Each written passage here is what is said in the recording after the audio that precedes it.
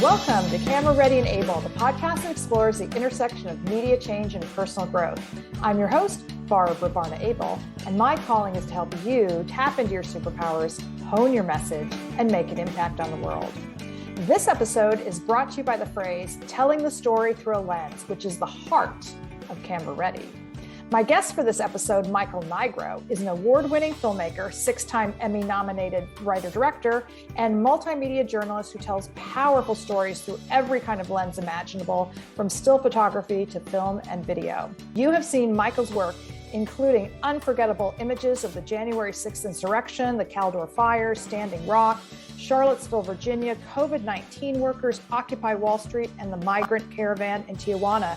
You may have also enjoyed the 45 episodes of Brain Games Michael directed for Nat Geo, among an amazing and diverse body of work that I'm super excited to talk about. And as Michael says, he will go anywhere except shopping. That tickles me no end. Welcome, Michael. Are you sure you want to do this? We've known each other a long time.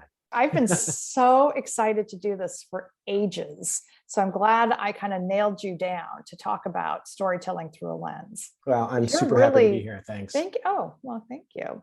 But I am really curious. I've long time been curious about this because there are two things I want to explore. Is like, when did you realize you were an exceptional storyteller? And when did you first pick up some kind of camera and realize you could tell stories through it? I started out as a writer. And right out of college, I kind of did the almost famous thing, moved to London and started writing about bands and following bands that I loved. And I was single out of college and just could go anywhere. And a couple of magazines would say, hey, do you want to go interview The Cure? Do you want to go echo the Buddy Men? Do you want to go? And I'm like, yeah, let's go. And I loved it. It was back in the time when magazines operated 3 months out. So you had these wide, long leads to get the story. If it was a cover story, write it, submit it. But then it wouldn't be published for 3 months or 2 months. And then you wouldn't be paid for another month. So it was weird kind of trying to have a living, create a living by doing this, being a writer for rock papers, basically trying to build a body of work so you could live. Then I moved back to the States. I loved telling the band stories. I really loved interviewing and meeting new and diverse people. And when I got back to the States, I just was like, is this all there is to my writing? And I went back to school to see if there's a different place that I could take my writing. And it was back in, kind of in a time where rock writing, you had to be snarky to get noticed. and I loved music so much that I was like doing this thing where it was counterintuitive to me, where like to be snarky and I didn't like that. It started putting this damper on my love of music. I became kind of like this journalist. I was like, I'm going to tear this band apart. And I stopped that right away. And then I went to grad school and just went for fiction writing and started writing plays and short stories. And from there, came to New York and started working in TV. Wait, can I jump in for 1 second? Because that transition, when you talk about writing fiction, you went from telling other people's stories to writing your own stories. I had always written fiction Gotcha. Ever since I was in, I think that was kind of my bent, was this kind of creative process that I would just write every day as in high school and in college. It's kind of where I was always kind of leaning towards being a writer and telling stories, whether they were fictional or interviews. Anything I could get my hands on, I wanted to be a diverse, whether journalist, storyteller, creative writer. So you had a passion that was a superpower. I don't know if it was a superpower. No, I'm telling you that it is. Don't argue. No, I'm kidding. I just meant but it is. It typically, our superpowers are those things that we're gifted at. You were given something and you did it. And what I think I noticed about myself, and actually in retrospect, looking back, is that I was always looking for something else. I was just naturally curious. It was like always, diversify in everything in your life. in the things that you read, the people that you know, rather than being such a creature of habit. As I think even in New York, we become creatures of habit, go to the same restaurants we just get. And I really think in terms of this in my entirety of my life, which is as a photojournalist now, always looking at the elsewhere. I mean, I think diversity, the Latin term is like the other way, like you look the other way. So that's, as a photojournalist, and some of the things I do, like you have to keep looking, you just look around. And that's, again, looking back as when I was writing a lot, I wanted to write plays. I wanted to write short stories. I wanted to write flash fiction. I wanted to write poetry. I wanted to write journalism pieces. I wanted to write scripts. And I would do all those things. And I think that kind of gave me a nice foothold when I ended up going into television writing. Yeah. So you entered TV as a writer? I did. Okay. I did. And I came in on a show that, a lot of the people that it was Pop-Up Video. Was my first show at VH1, and it was this juggernaut of a hit that I would think I was the second team that was brought in on that first season. And oh, wait, can I interrupt one more time? Because every time I mention Pop-Up Video, anywhere that I go, it is just gets such a warm reaction. Anybody who ever watched that has very strong, loving feelings and remembers when they were watching it, how they felt. So because I think people are curious, like, how did you even get that job? Like, what's the process getting through, Tad and Woody? I believe I had met a number of friends, a number of people here in New York that worked for MTV and VH1. And I had called them and said, I just moved here, I'm looking for a gig. And they put me in touch with some people at VH1, and I just would go in an interview. Got it. So what did it take to be a Pop-Up Video writer? You knew music. I knew a lot of music. I had a background in knowing bands and being able to write about bands and histories of bands, and actually having that kind of reporter sense of, I didn't really know what I was getting myself into. They gave me a Jacob Dylan one headlight video and said, here, write a pop-up video on that. That's your test. And I did. And I was a little irreverent on it, knowing it would never go to air, and just wanted to make someone laugh. And Tad and Woody had seen it. And next Tad and Woody are the creators of Pop-Up Video, for anyone who doesn't know who we're referencing. Right. And they were big characters in their own right. Right. And I got the gig, and the next thing you know, I'm walking through 1515 Broadway in New York City, and it was my first writing job in TV with an incredible group of people that, like my first writing job, like this bullpen of writers went on to do amazing things. From The Sopranos to Better Call Saul to documentaries to The Daily Show. This was a great, great group of people. And, it's just to watch where we've all gone. Our careers have just taken these kind of nonlinear paths, or at least mine has. I can't tell you how much it's taking all my self-discipline not to run to my IMDb Pro and like create some kind of mind map of where everybody went, because I don't think anybody's ever done that article, right? Like, where did all the Pop-Up Video writers go? So back to you though, I'm skipping ahead, but like, how do you go from Pop-Up Video to you're literally on the steps of the Capitol of Windows being smashed? It's happening like within inches of your face. How does one make that leap? How did you pick up the camera and go from being a writer to a director to becoming a photojournalist? When I began to start directing TV shows, and I wrote for a number of other shows, but I started directing. How did you make that leap though? That's a hard leap.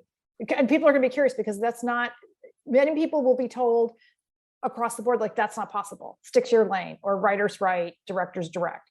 You did, and I've had Mike Simon on the podcast too, and he did the same thing. He went from being a producer to an extremely regarded director of incredible live events on TV. And a lot of people said you can't do that. And anyway, he was maybe VH1 before your time, which is why I referenced Mike. But I'm getting at, it's like, how did you literally, was it because you wanted to do it and you told someone? And as simple as that, it's like you pursued something? It became something that I knew I wanted to go through that door. Again, I was just like, this looks like something I could do. I would watch and observe other directors on different sets. And I eventually started directing my own shorts.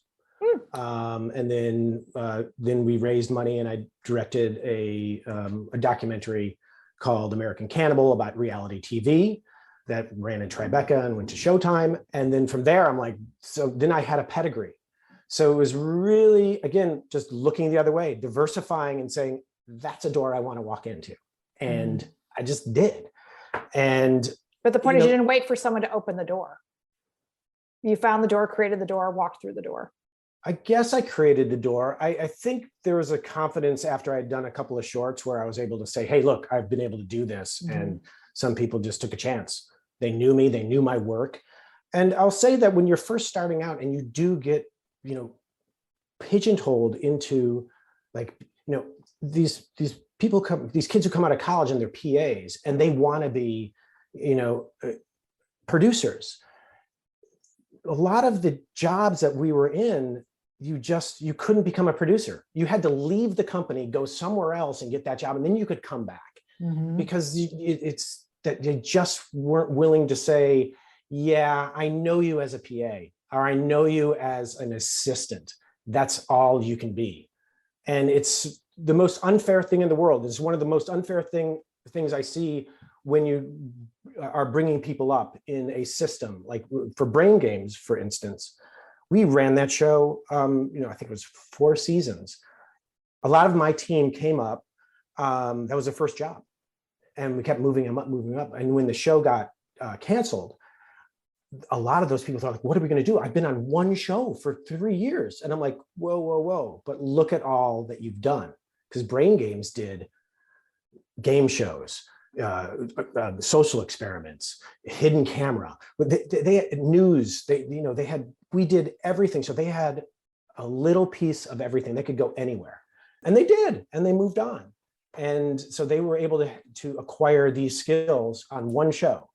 And I think it was just about the executive producers there fostering that, the ability to move up, letting these people come up the ranks and knowing that they are valued as a team member. That's incredible leadership. And it was successful. So if I can go back to your original question, because I kind of steered off, your question was, how did I go from directing Brain Games to being on the steps of the Capitol? And so becoming a director, I got on a show called Cash Cab, and I started directing Cash Cab, which was one of the funnest, best shows that I ever directed. And we would usually end around midnight, 1 o'clock. And I would leave the offices and I'd walk down towards Zuccotti Park. And this thing called Occupy Wall Street was happening. And I just kind of was like looking around and the next night I was like, I'm going to go back down there. It was very early on in those days, and maybe like even the second day. And I went down there with the camera and I just started shooting, and I'd shoot until like 3 a.m. and then I'd have to go home because my wife works in radio and she'd have to leave. We'd pass each other. She's leaving for her morning shift. I'm coming home. But I was just fascinated by it. And I just started to shoot a lot of video. You could shoot all day long there. This was such an energy, such a young, energetic movement. And then when I started to see what was being portrayed on the news as to what was happening down there, it wasn't what I was experiencing. So I started to write a bit and shoot. And then I just realized I have footage. I have so much footage here. I'm going to pick up a still camera instead. And why is that? Why the shift to still photography? Because frankly, I didn't know what I was going to do with all this video. And I could have shot all day long. And I'm like, I'm just going to try stills. So I tried stills. And when things started to get rough down there, it just was a better way for me to move around. And this was what reality TV and directing live TV and cutting taught me to be a photojournalist. I was able to compose shots of chaos. And when there's chaos happening, I was able to, it was this intuitive thing that you have when you're watching all these different monitors when you're directing a TV show, going cut camera 2, hold camera, and you move around. I was doing this in my head and taking stills, like moving and composing these shots.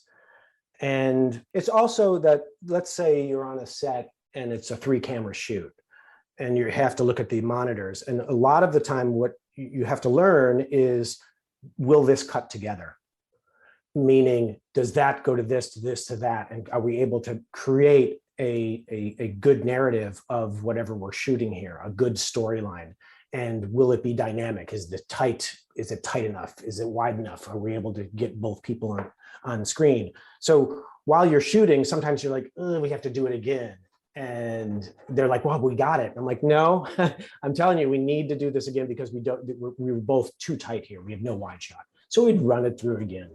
So you're also saying the power of being able to think as an editor in real time and as a director in real time, and how that impacts when you're actually like shooting in real time. I think that's better for like the TV world. When I'm shooting, this kind of awareness that you have to have with some of the stories that I've covered, and just having that kind of situational awareness of like making sure you're not going to be hurt, or somebody's not going to attack you, or you're not going to be arrested. But then also you're covering in action and you're documenting history. So there is that. I think there is continuity to what I did as a TV director to what I do now as a photojournalist. That was actually honestly one of my questions. The amazing skill sets that you have.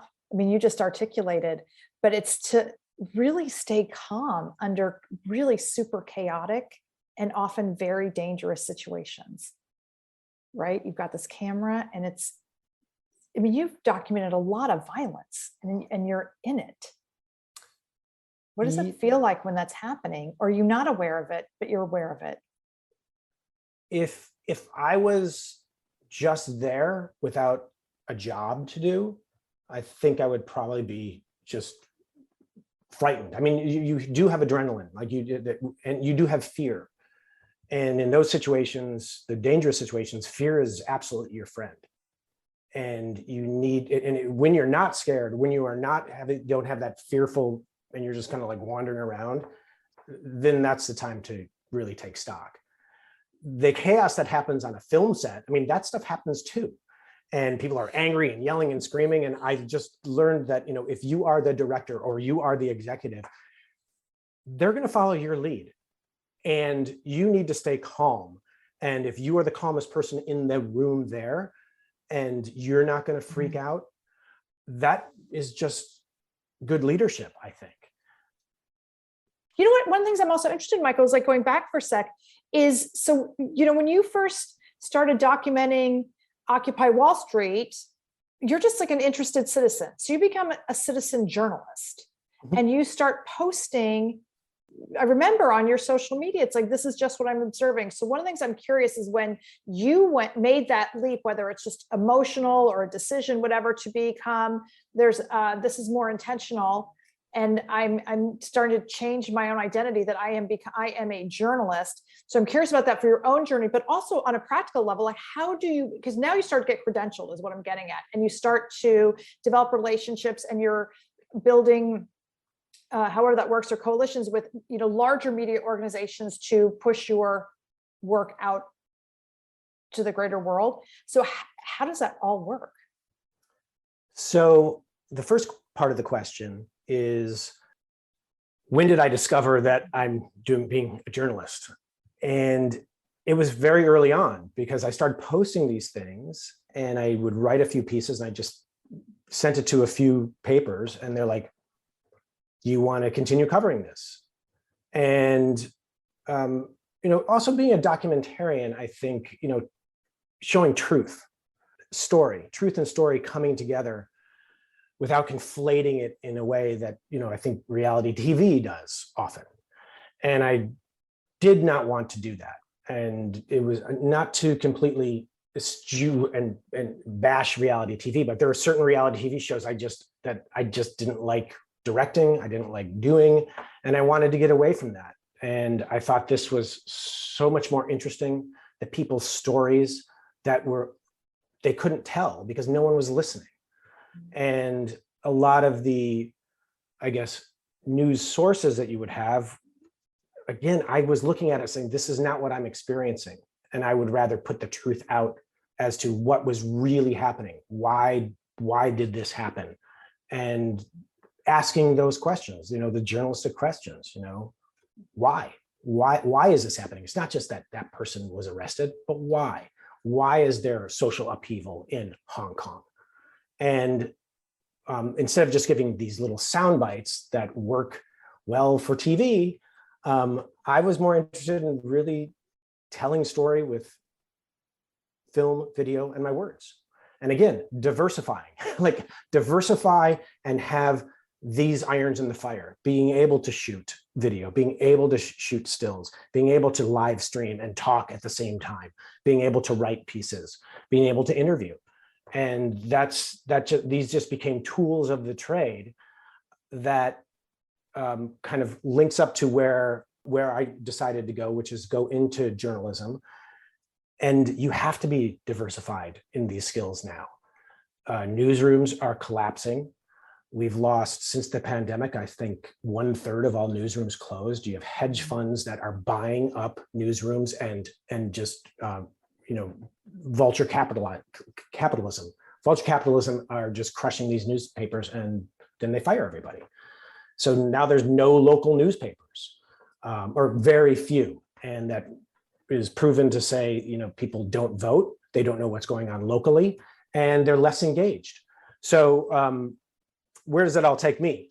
I was wanting to continue on my journey of being a journalist, and without, I don't want to say it's an addiction, it's fear of missing out.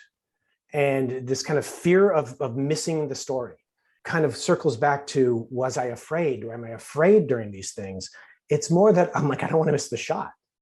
When I'm at the Capitol steps, I was on the East Side doors, and they started beating up the police, and I couldn't believe what I was watching, one, and then two, they broke through the doors, and that was the one moment that I just sat back. I'm like, okay, do I go in? I've always been told you're going to get shot if you go in like this. And then the energy of that crowd just came in, and I just said, I don't want to miss this. And it was a dangerous day, just because they didn't like journalists. So you kind of had to hide your press badge, open it up if there was police. It's complex. It's become more and more complex to be a journalist out in the field of what I do and what a lot of my colleagues do. We have this saying that, and I use this all the time, it's that you're under a whole lot of pressure, you're not paid very much, it's often very dangerous, but on the other hand, everybody hates you. So, and that is that's kind of like what it's been like for the past 4 or 5 years, where both sides hate us, the cops don't like us, and they're trying to stop the First Amendment from actually working and happening and crushing what is the shreds of our democracy that's left. I am so grateful for you every day. It's just hitting me. Do you ever think of this as your calling? You've been tapped? My calling? No, my calling, I've never even thought of it that way. I love doing it. I love meeting people. And that could be on the right, the left. I mean, the situations that I put myself in, I'm just shocked at sometimes, is the way behavior happens and why this is happening on our planet. Why does, what stands out the most that like really touched you or surprised you?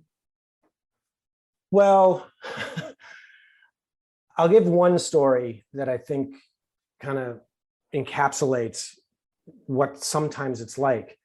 I am in Alabama covering the Roy Moore election. Roy Moore was this a right-wing conservative running for, I think, governor. I got that wrong, but he was also had sexual charges against him. And so I was slated to go down there. I had an assignment to go down there. And all the journalists are put back into what I call like a veal fattening pen.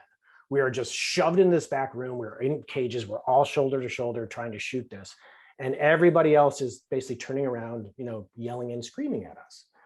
Part of my job is to go meet people. So I went around and I met this woman. She is a huge Trump supporter, has all the MAGA gear on, big Roy Moore supporter. And I said, can we interview? Can I interview for a bit? And she's like, you're fake media. And I just said, yeah, I'm not even here. I'm so fake, I'm not even here. And she kind of laughed, and we kind of had a little moment. And she said, all right, I'll talk to you. And we had a nice 15-minute conversation. And I asked her about her life. Why is she here? Why does she support? And it turned into a great conversation.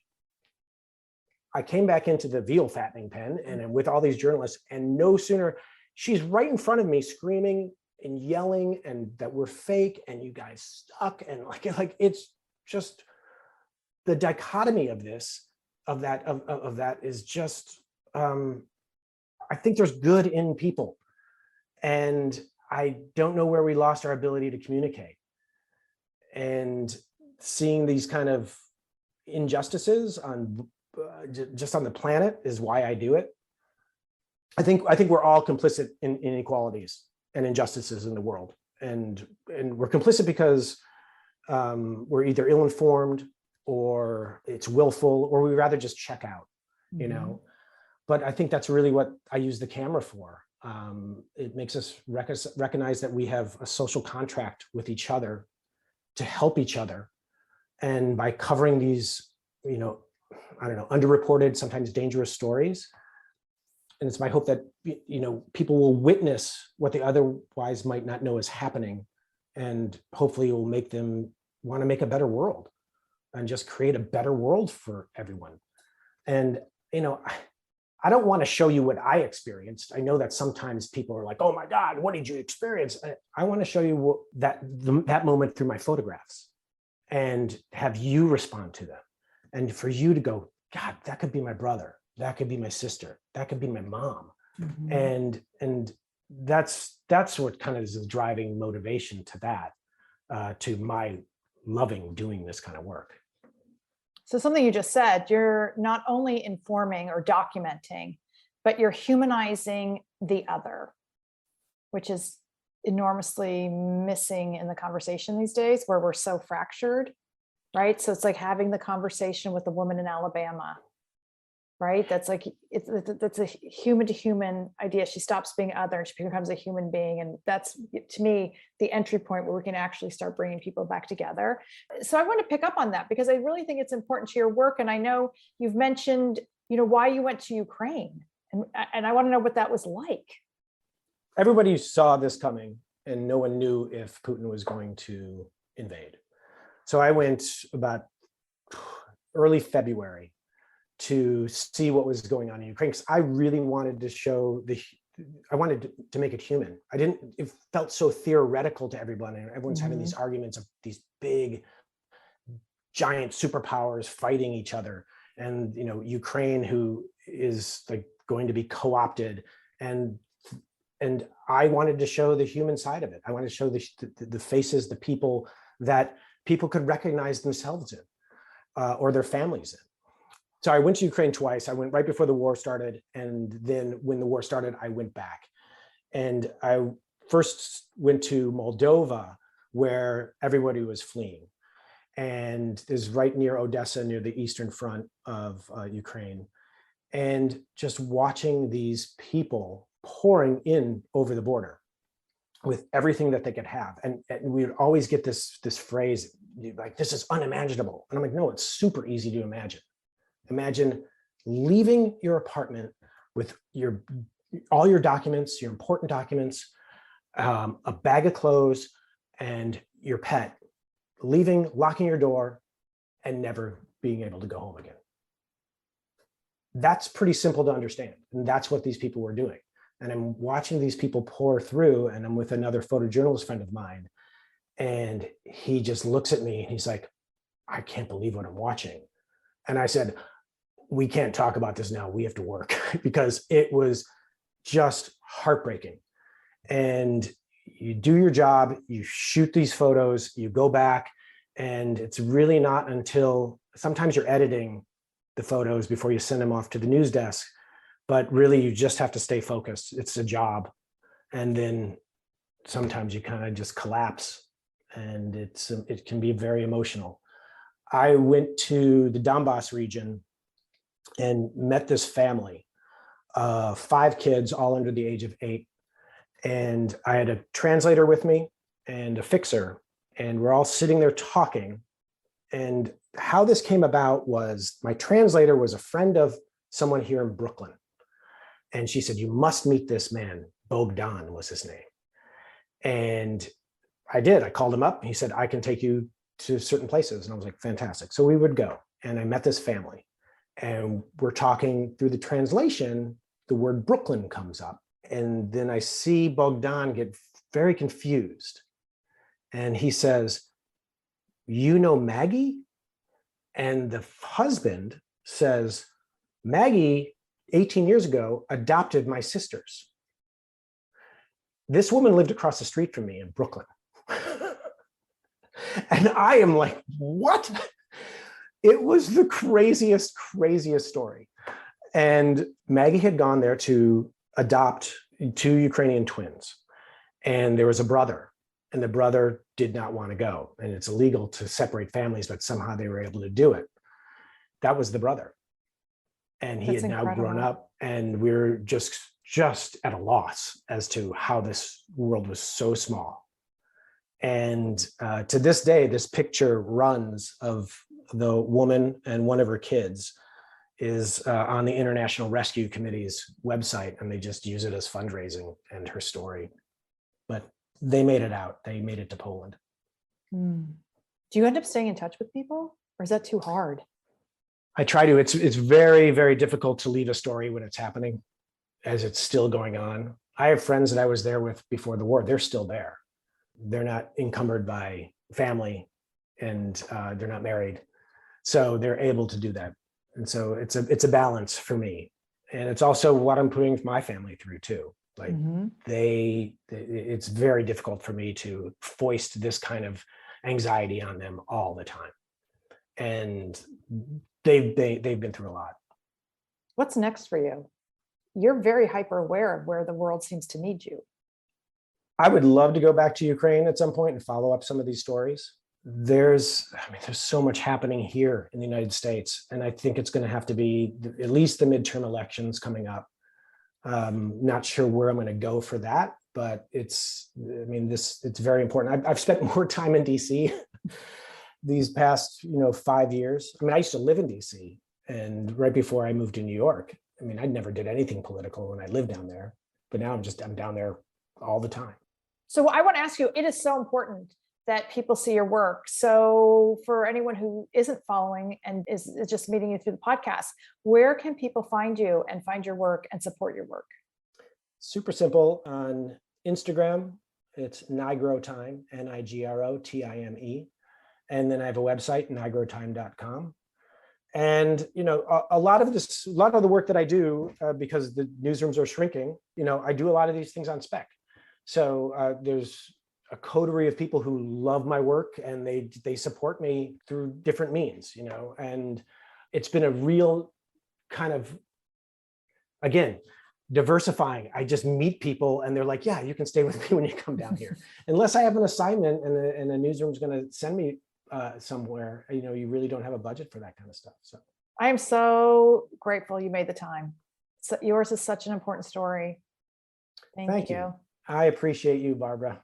Oh, thank you. But I hope it inspires others to realize that, we've seen what a difference it's made in so many places when people pick up a camera, even if it's their phone, to take a minute to document what's going on.